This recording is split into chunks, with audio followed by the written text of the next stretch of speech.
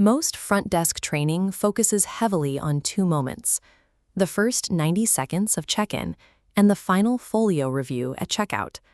However, data shows that a guest whose problem is resolved quickly mid-stay is actually more likely to return than a guest who had no problems at all. These interactions, the invisible middle, are where the guest decides how the hotel actually feels. Think of the stay as a book.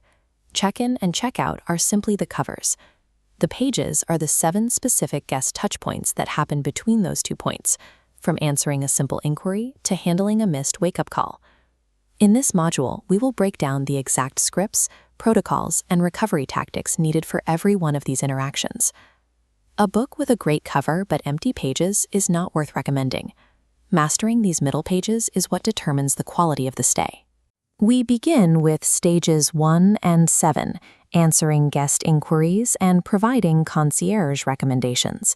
To build immediate confidence with a guest, we use the 3-answer rule. This requires you to have 3 distinct options prepared for any common request category, providing the guest with clear choices rather than a single suggestion. This template shows the local vendor knowledge card. Agents maintain this tool to fulfill the 3-answer rule. It must contain 3 restaurants at varying price points, 3 tours, 2 transport options, and 5 local tips, like a preferred coffee shop or sunset viewpoint. Do not rely on internet searches or general reviews. Every recommendation on this card must be personally verified by you or a colleague to ensure the vendor is operational and reliable. If a guest asks for information not on your card, avoid saying, "I don't know." Instead, use the phrase, "Let me find out for you," and seek out the answer immediately. Vetting this information yourself establishes you as a local authority whose advice the guest can rely on throughout their stay. Stage 4 covers maintenance requests. When a guest reports a room failure, they expect a response matching the urgency of their situation.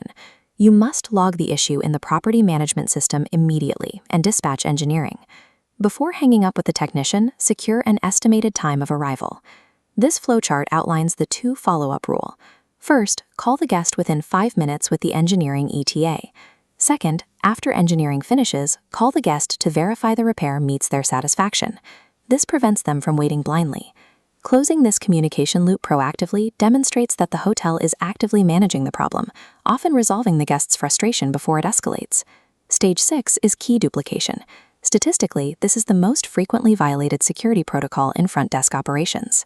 The rule is absolute. No identification means no key. This applies regardless of how busy the desk is or how honest a person appears. When a guest you don't recognize asks for a key, use the standard script.